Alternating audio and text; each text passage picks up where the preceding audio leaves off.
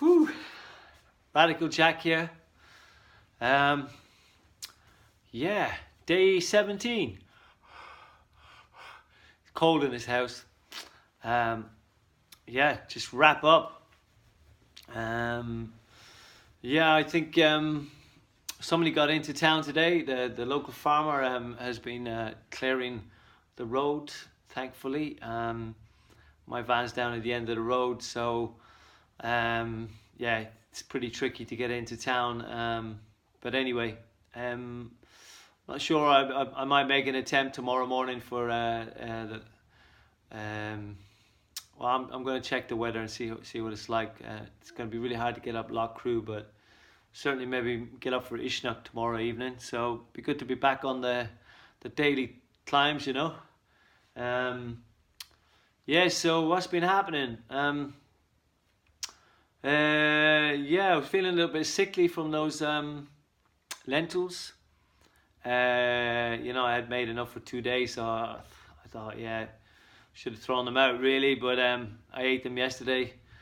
So yeah, good to water your lentils or cook it in different water than the one you're soaking. Don't know if I said this yesterday. And then to wipe off the scum off the top, that comes up maybe in the first bit of cold water that you boil it in, because normally it takes a lot of water to boil up beans and stuff. So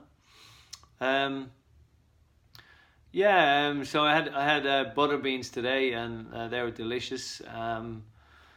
Yeah, my meal now is consisting of quinoa, one tablespoon of chia seeds, and I ran out of kale because I've got snowed in, so I used peas today, frozen peas, which thankfully were there. That was my greens, and just the beans. So, and I've been using a small tablespoon of coconut oil to kind of mix up the into the beans, so to get some fats. So apparently, I've lost not too far from a stone, according to the scales.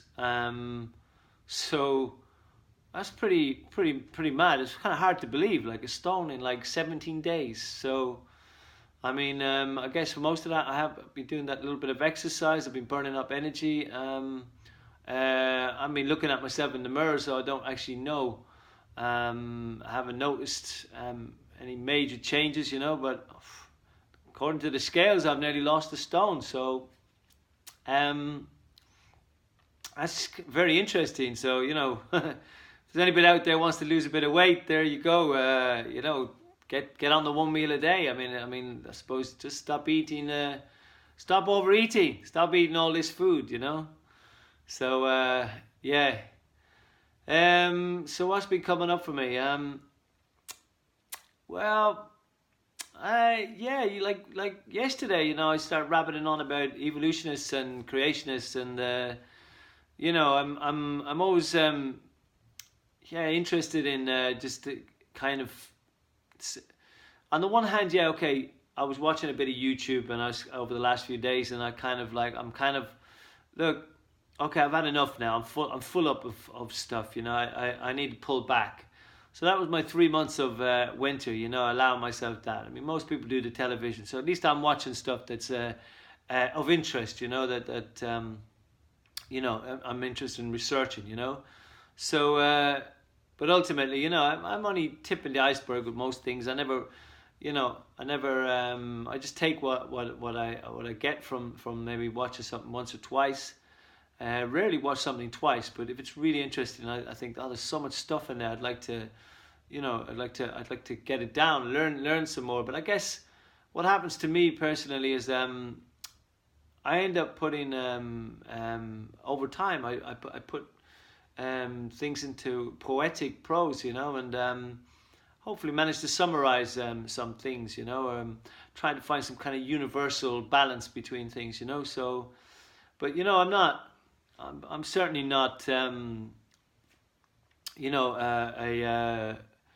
what's the word for it? I'm not somebody that basically has studied anything, in depth.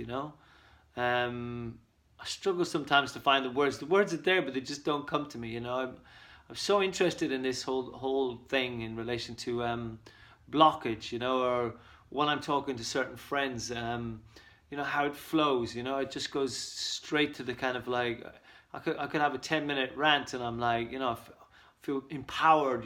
So it's interesting coming up onto the camera and feeling stuck sometimes. And I wonder about that. Is there some kind of nervousness or what is it? Is it there's a process I'm going through here, obviously in relation to the food, the withdrawals and that kind of thing, because sometimes I feel a little bit more flow, but ultimately, I think it's something I need to work on. Is my vocabulary. I'm really interested in expanding my vocabulary, and so maybe reading. I'm going to do some reading and do away with the Wi-Fi, being close to it, and just like give myself an hour a day to film this, upload it, and check some emails or comments that I might need to reply to or something like that, and keep down to the bare minimum, and maybe I might download a few things, that are of interest to me, in relation to I can listen to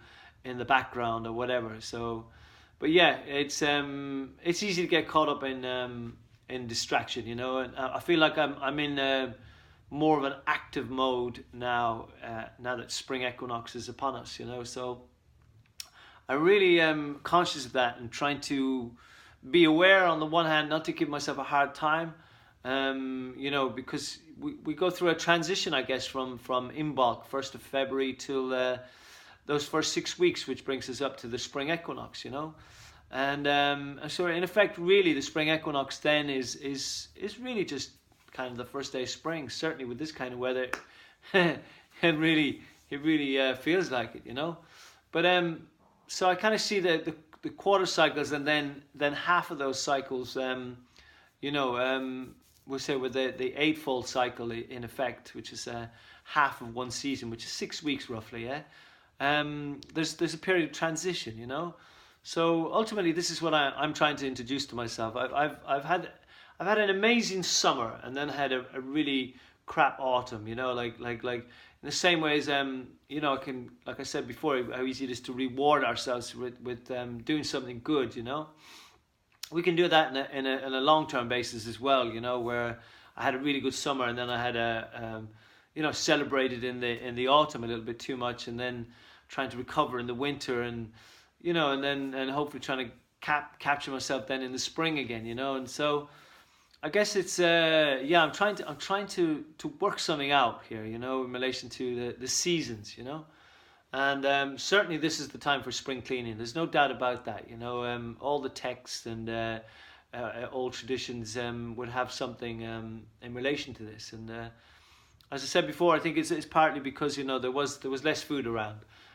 We didn't have supermarkets, so unless you were it depends on the time, how far you want to go back, but ultimately, it makes a lot of sense, to have a break, to pull back, in order to go forward again, so there's to work out this sacred dance, this in breath and out breath, and so coming into the summer, I want to be prepared, if you like, for those moments when I'm outdoors, driving from A to B, spending time on the street, selling, busking, making hay while the sun shines, hunting for the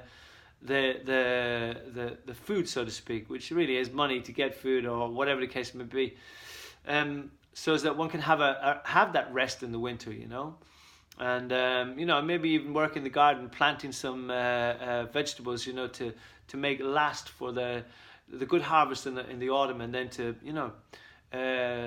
jar up those things, like your sauerkrauts and your pickles, and even canned things, whatever you're into, so it's try and limit the amount of movement that it takes for us to collect food, in the way that we do, by having to work and not have time then to cook, so therefore eating more processed food, and all those things that are involved, you know, in this cycle, you know. So this is what I'm trying to work out. So, you know, like I said to you before, I may not be the guy, you know, that might be able to completely vegan. You know, I might wake up in the autumn and think, you know what, I'm going to eat meat now for 6 months, and then come back to the same point in spring. You know, and you know, I got lots of people ringing in my ears, you know, in the past, you know, people who are vegetarian or vegan or whatever, you know, and people who were used to eat meat, and it's an interesting thing, you know. I mean, obviously, everything that we do to the animals, you know, right or wrong in relation to, you know, I look at the Aborigines and the Native Americans, and you know, the way that things were once, you know, I'm sure we wouldn't have been too far away from that ourselves in relation to how, you know, we can how we do things in a sacred manner, you know, and you know, killing our own animals, and you know, using everything, the skin, the bones, you know, everything was honored in some way, you know. And there'll be vegans out there who will totally disagree with that, you know, and so on. So I guess, you know, I'm aware, you know, by my little chit chat yesterday about trying to build a bridge and keep the peace, you know, between all things, you know, and you know, but there are some brutal things about religion. There's some brutal things about you know, the way that modern farming is, you know. There's some brutal things about, you know, the way that our vegetables are brought to us today, you know, from the, you know, the things that are used in order to kind of get them keep them vibrant for us, so that we will buy them, you know, and so on.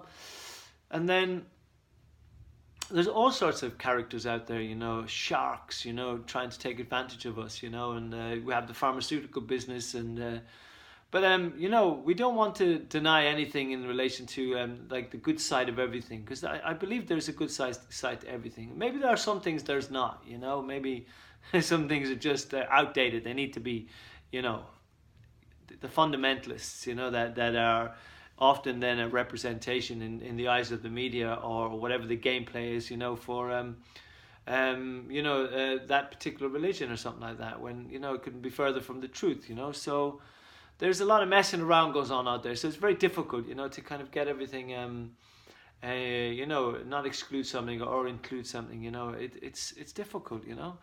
You know, it's hard to cover things like in a small space of time as well, you know. But in relation to where I'm at, you know, with certainly trying to find balance, you know, in myself, and trying to start from the beginning, you know, because ultimately, you know, less is more, it seems, you know, and that's definitely a fact, you know. And if I'm unblocking myself now, which I have done in the past, and I clearly notice the difference, as well as the people around me notice the difference in my energy, you know, and how much more time I have for people in a way that and how I attract a different type of person, you know, to me, and how that the workings of that energy, you know, that's going on within that, you know, it's very interesting, you know, to observe, and there's therefore how we work things out, you know, in relation to what is good and what is bad.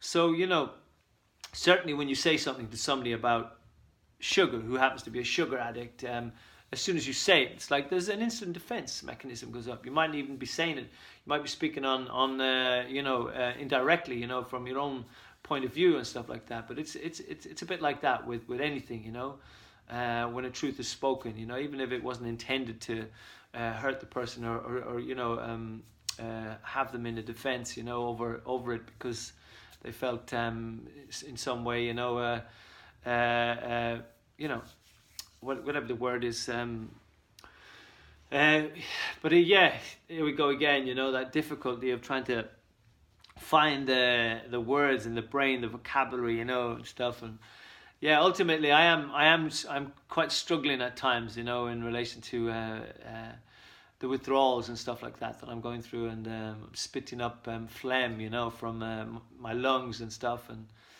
but yeah, we're moving along anyway, and it's good to be back to the climbs hopefully tomorrow. And yeah, just like to say thanks for all your support, everybody, and yeah, peace out, lots of love. Here we go.